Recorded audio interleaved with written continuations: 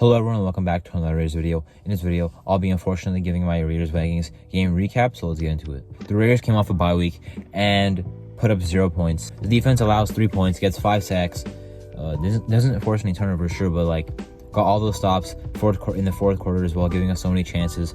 We cannot do anything. Just feel bad at this point. I've said it already, but a lot of people have said it already, but now it's like the tipping point, right? How bad would you feel for the defense, right? They allow 3 points and they lose the game, right? Earlier this season, games they play well in, and we still lose, Miami, Detroit even, and we still lose these games. How do you have Josh Jacobs, Vontae Adams? I know we have, a rookie quarterback and first-time play caller, but putting up 0 points with the offense we have, we certainly can't get anything going in the passing game with all the guys we have. I don't know how that's happening. I mean, the Titans didn't do anything. Devontae was all right. Jacoby was all right. We try to go underneath a lot. And we have the receptions, but not enough for the yards. The running game absolutely cannot do anything. Andre James got hurt kind of late. Does not look good. Colt Miller, of course, out again. This time, you stayed him on for that left tackle, Oldham right tackle. We saw immediately the pass production was not good. Jacobs is back to looking mediocre again. Our offense is just really horrible to watch, obviously. That's our 8th loss, probably the end of the season. I mean, anyway, we're, playing horrible, but even despite how we're actually playing, that was our 8th loss anyway. So we'd have to win now and get lucky, which is not going to happen. I'm not going to give up. I want to win every game. I know we have the 6th overall pick. That's cool to know, but I still want to win. With the Chargers coming up. I'm not trying to get swept by the Chargers, so I want to win every game possible. And then we'll see what happens going forward. But just a really horrible game. 0 points scored. Coming off a bye week against a defense that's not, that's not that scary. I'm not that intimidated by the Minnesota Vikings defense. Or at least I wasn't, but they played a really good game. Shout out to them. Shout out to Brian Flores with a great game plan. Maybe gets a head coaching job sooner or later in the future. But for now, he absolutely stopped our offense. I mean, it was just disturbing to watch, as we know. Third downs couldn't do anything. I mean, I almost threw up when we had a 3rd and 4. We checked it down to Amir Abdullah for nothing and punted.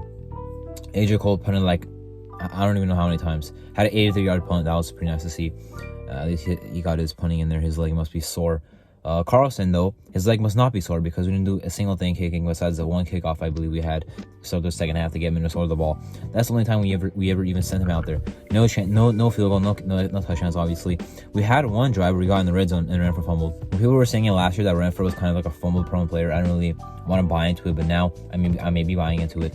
Renfrow does take some hard hits. He's a tough player, but fumbles the ball, a little too much. I will admit that. But of course, a great play.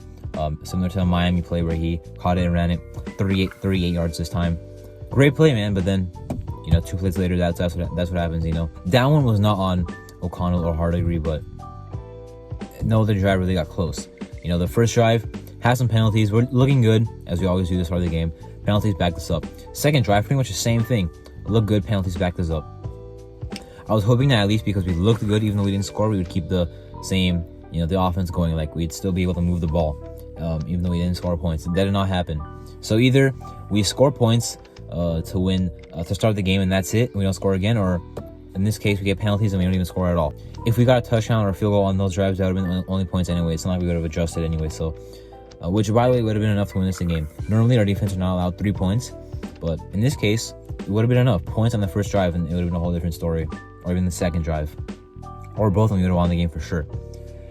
I mean, I don't know what else to say about the offense. Now, the team as a whole, I love how the defense is playing, by the way. The run defense looked very questionable against Alexander Madison, but it looked a lot better when he was out and Ty Chandler was in there. Pass defense looked very good. I like seeing Meek playing pretty well out there. Jack Jones made some nice plays. Merrick made a couple of nice plays in coverage. Marcus Epps made a nice play on coverage on Hawkinson. Even though they had a quarterback change and Dobbs was struggling, we still held them, pretty well. They were still playing as a pretty good offense before Jefferson got hurt, or without Jefferson, I'm saying. So, the fact that we limited Addison and Hawkinson only had 5 catches, Osborne had a bunch of drops, was pretty impressive because, again, the Vikings offense has been good this year, even without Jefferson. Now, of course, Jefferson helps them, but, they've shown to be an explosive offense, and they didn't do much through the air. Now, Nick Mullins coming in, I already felt like we were going to lose that game the second he came in, former Raider as well. I remember he almost beat us when we played the Browns in 2021. I didn't have a good feeling. I mean, why would I? We played horrible the whole game. But I feel like we were not walk out of there on top. Now, of course, no one can really blame this defense. Sure, 36, Addison got 20 yards, got them in field goal range. But hey, guess what? Our offense had the whole game to score. Even had the ball, 1:57 left at around 25. Only needs a field goal, one timeout left. On the first play, O'Connell throws a pick to a slant where they pretty much had Adams double covered. And I guess he just didn't see the second guy coming and thought Adams was open. But I mean, I thought at least it'd be like a fourth and something. We fire the ball down the field, it's incomplete at some point in the drive. On the first play, turn it over, and that pretty much ends the game right then and there. So really disappointing. Final drive as well. You know, at least if we somehow got points there and got to overtime, like if we won this game, I will never feel bad about a win. Even though this would be a great time to feel bad about a win. I at least would take the win and take the points and take the yards, whatever. We didn't even do any of that, you know.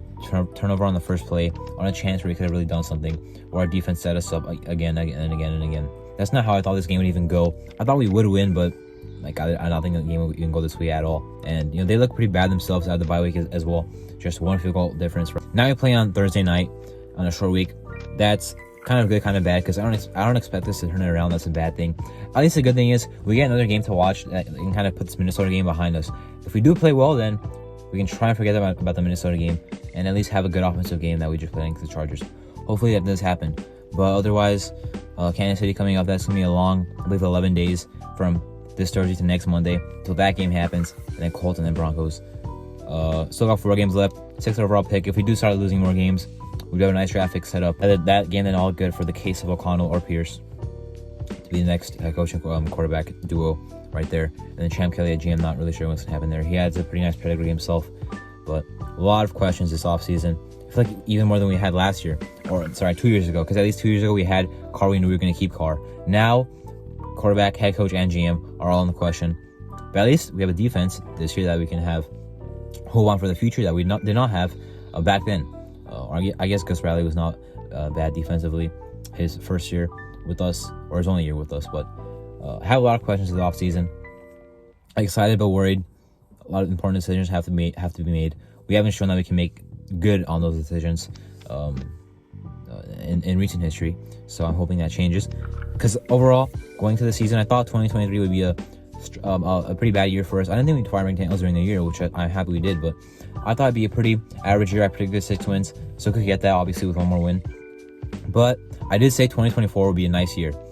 Without McDaniels, I think that helps, but also we need to hire a good coach if we are going to move on from Antonio Pierce. So, hoping for a lot next year. Draft capital is pretty nice. Cap space looks pretty nice. I'm not sure what's going to happen with the Chandler Jones contract. Garoppolo could be cut and we can save like $13 million. Still invested on this season, obviously, but we do have a solid future for us, but also a lot of questions into that future. Anyway, that's my Raiders Vikings game recap. I'm Marto, and thank you for watching.